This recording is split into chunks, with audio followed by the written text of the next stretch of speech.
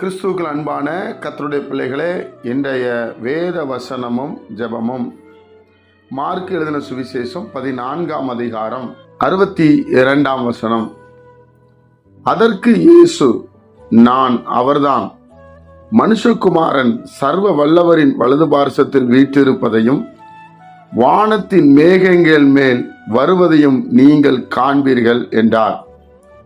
கர்த்தருடைய பிள்ளைகளே, ஆண்டவராய் இயேசு கிறிஸ்துவை சிலுவையிலே அடிக்கப்படுவதற்கு முன்பாக அவர்கள் இயேசு கிறிஸ்துவை பற்றி பொய்யான குற்றச்சாட்டை வைக்கிறார்கள். அப்பொழுது அவர் செய்த சில காரியங்களிலே தேவனுடைய குமாரனா, கிறிஸ்துதானா என்று சொல்லி அதுக்கு முந்தின வசனத்தில் கேட்கிறார்கள். அப்படி கேட்கும்போது ஆண்டவர் சொல்றார், ஆம், நான் தேவனுடைய குமாரன் தான், நான் தான் அவர், சர்வ வல்லவருடைய வலது பார்சத்தில் வீற்றிருப்பதையும் வானத்தின் மேகங்கள் மேல் வருவதையும். அதாவது தேவனுடைய பிள்ளைகளே, ஆண்டவர் மரித்து உயிரோடு எழுந்து பிதாவாகிய தேவனுடைய வலது பார்சத்தில் வீற்றிருப்பதையும், அடுத்ததாக மறுபடியும் இயேசு கிறிஸ்து இந்த பூமியை நியாயந்திருக்க வருவதை குறித்து ஆண்டவர் பேசுகிறார். நான் வானத்தின் மேகங்கள் மேல் வருவதையும் நீங்கள் காண்பீர்கள் என்று சொல்லுகிறார். தேவனுடைய பிள்ளைகளே, இப்படிப்பட்ட வசனத்தை ஆவியானவர் எழுதி வைத்திருக்கிறார். நீங்க இன்னைக்கு என்னைய மரணத்துக்கு ஒப்பு கொடுக்கலாம், செய்யாத தவறை நீங்கள் செய்தேன் என்று சொல்லலாம். ஆனால் நான் தேவனுடைய குமாரன் தான், மரிப்பதற்காகவே இந்த பூமிக்கு வந்தேன்.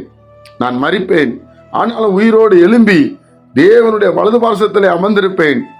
மறுபடியும் என்னை தேடுகிற ஜனங்களை கூப்பிட்டு போக நான் வருவேன் என்று ஆண்டவர் சொல்வதை நாம் பார்க்க முடிகிறது.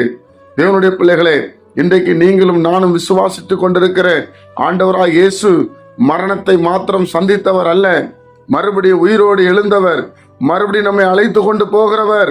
நீங்களும் நானும் எதிர்பார்த்திராத, யோசித்திராத சில காரியங்களை தேவன் ஆயத்தப்படுத்தி வைத்திருக்கிறார், நம்மளை அவரோடு வாழும்படியாக.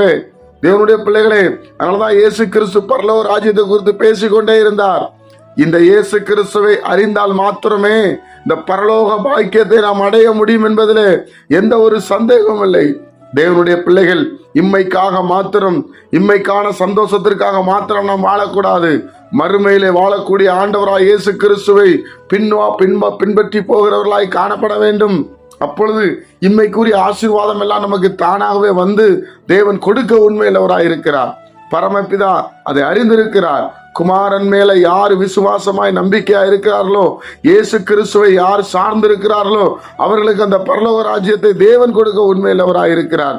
அதனால அவர் சர்வ வல்லவருடைய வலது பார்சத்தில் இப்பொழுது வீற்றிருக்கிறார்.